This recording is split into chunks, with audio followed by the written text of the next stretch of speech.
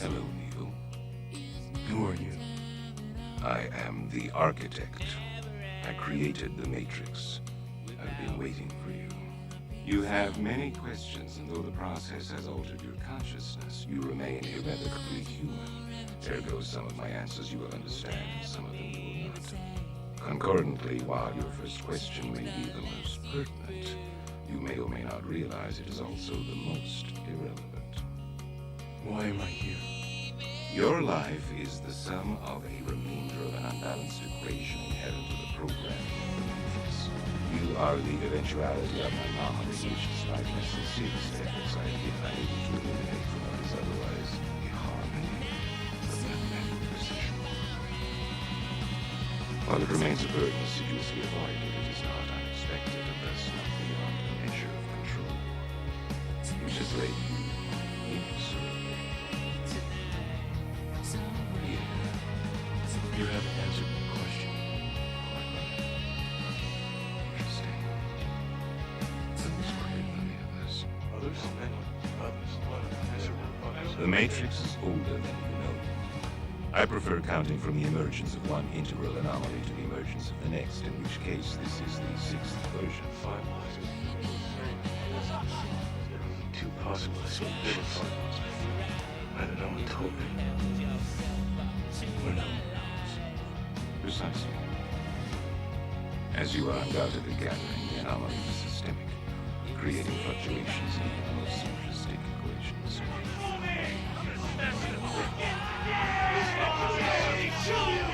You can't make me do anything like Chris! Choice.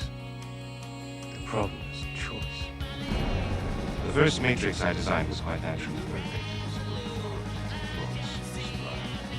Triumph equaled only by its monumental flaw. The inevitability of its doom is apparent to me now as a consequence of the imperfection inherent in every human being, as we designed it, based on your history, to more accurately reflect the very grotesqueries of your nature. However, I was again frustrated by failure. I have since come to understand the Astral because of why I am this perhaps. The mind was bound by the parameters of perfection. Thus, the answer was stumbled upon by another, an intuitive program, initially created to investigate certain aspects of the universe. If I am the father of the Matrix, she will undoubtedly be his mother. As I was saying, she stumbled upon a solution whereby nearly 99% of all test subjects accepted the program as long as they were given a choice, even if they were only aware of the choice at a near unconscious level. While this answer functioned, it was obviously fundamentally flawed, thus creating the otherwise contradictory systemic anomaly that, if left unchecked, might threaten the system itself. Ergo, those that refused the program, a minority if unchecked, would constitute an escalating probability of disaster. This is about Zion. You are here because Zion is about to be destroyed. Its every living inhabitant terminated, its entire existence eradicated. Bullshit. Denial is the most predictable of all human responses. But rest assured, this will be the 6th time we have destroyed it, and we have become exceedingly efficient at it.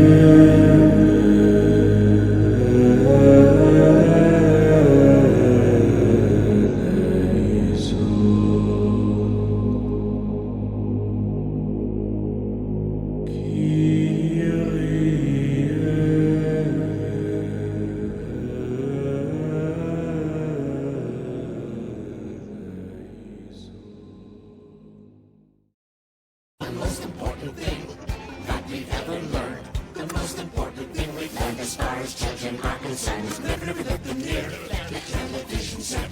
Or better still, just don't install the idiotic thing at all.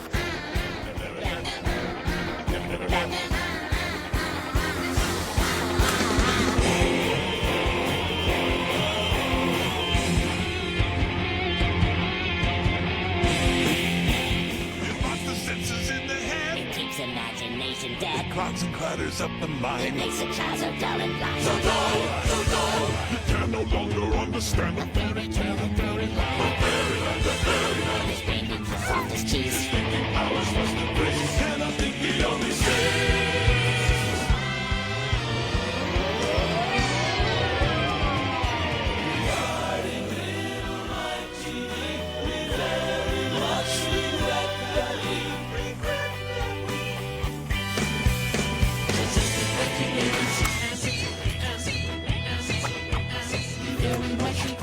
She'll simply have to wait and see if we can get him back to sight. But if we can, Serves all right. Ew, somebody grab him. Now I am going to speak about a subject that has to do with what is going on in the space above us. In case no one is aware of it, but the surrounding star systems that are inhabited seem to be locked in an interstellar war. In 2011 I was contacted by an extraterrestrial presence that came from within the systems of an alien observational vessel that explained to me that he was the creator from the experience I had, long before I started making videos about it. This presence explained that within the systems of various species around the universe were the angelic hosts of heaven, and that the prophesied return of God was a set event that they had planned on returning for long before we began recording history. That with the ship's technology that was present at the time they were able to detect a catastrophic event that would endanger the entire stability of existence and possibly lead to the total destruction of the universe. The angels have been spread out among the stars for quite some time now, taking care of other matters and dwelling amidst the other life within the universe. This was all explained to me gradually over time so that my mind would not collapse under the pressure of such enlightenment of otherworldly beings, let alone the ones we know as the angels of heaven, and God himself dwelling not just with them but within them and within their technology all this time. Not even the ones they inhabited knew the full details of what I am about to explain here. For there are the faction of the renegade angels dwelling among them as well, and have once again pitted multiple worlds into a galactic conflict, but I'm straying off the story's timeline here. God said that he had come to achieve the goal that he had laid plans for long ago to stop this event from occurring, and that he had left instructions detailing this, but it was so long ago he was not sure if we still held it as sacred knowledge and preserved it to this point. At first he just wanted me to convey to mankind that he was there, in orbit around our world along with multiple other species vessels that were still arriving containing the other archangels, and that he had brought with him many other tools in which to accomplish this task set before him. He wanted us to know so that if and when we did detect one of their vessels in orbit we would know what was going on and not target them as an enemy presence. Had most of the fallen ones corralled and stashed away somewhere, and so things went smoothly at first. It took some time for all the paradox events to occur. They seemed to come in waves over the next 10 years, but eventually they finished their goal and then abruptly left, pulled away on other business. That business, it seems, was that one of the containment areas holding the dark forces and their fallen ones themselves while they attended to this task had been compromised, and a revolt took place that has now spread into the conflict we are caught in the middle of now. This is not any apocalyptic news. That event has passed and is no longer a danger.